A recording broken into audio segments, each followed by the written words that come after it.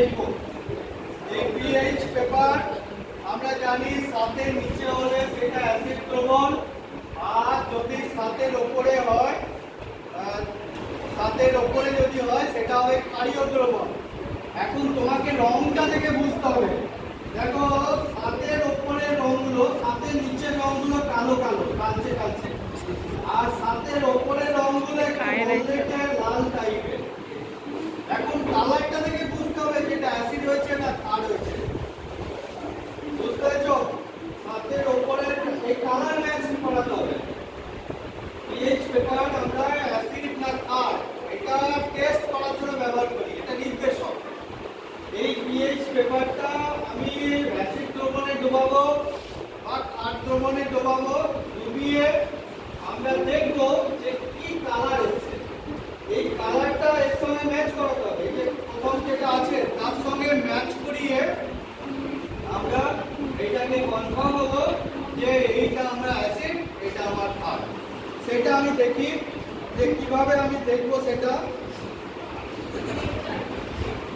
দেখো আমি একটুখানি কেটে নিলাম।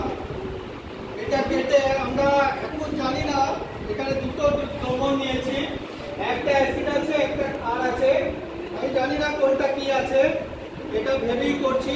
দেখো আমি প্রথম এটা নিলাম, এটা নিয়ে আমি একটু অ্যাসিড এই দ্রবণটা দিলাম।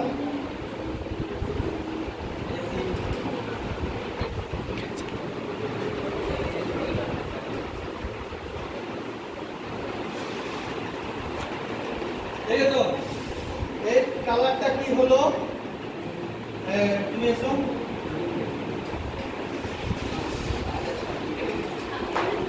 এই কালারটা এখানে দেখো,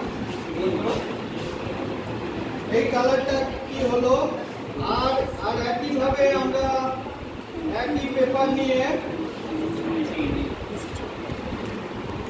আমরা আবার একই পেপার নিয়ে আমরা তার মধ্যে এই আরেকটা দ্রবণ আমার আছে, সেই দ্রবণটাকে আমি এখানে ফেলছি।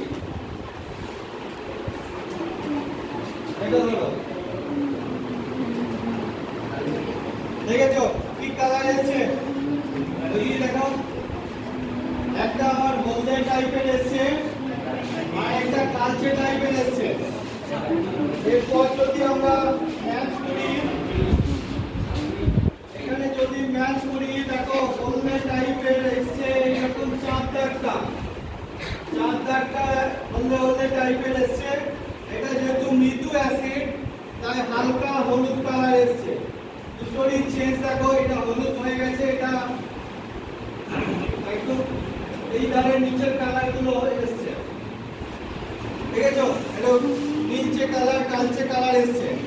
তার মানে এই দ্রবণটা আমার ক্ষারীয় ছিল, এই দ্রবণটা ক্ষারীয় ছিল বলে 7 এর উপরে যে কালারগুলো আছে তার মধ্যে একটা এসছে। আর এই দ্রবণটা আমার অ্যাসিড ছিল, সেই জন্য 7 এর উপরে দেখো যে হলদে কালার বা গোলাপি কালার যে কালারগুলো একটু একটু এসছে সেই কালারটা এখানে নিয়েছে। তাই হলদে কালারের মতো একটা হালকা হলুদ কালার নিয়েছে। তাহলে এই পিএইচ পেপার দিয়ে আমরা বুঝবো যে এটা অ্যাসিড এবং এই দ্রবণটা আমার ক্ষারের দ্রবণ। Thank you.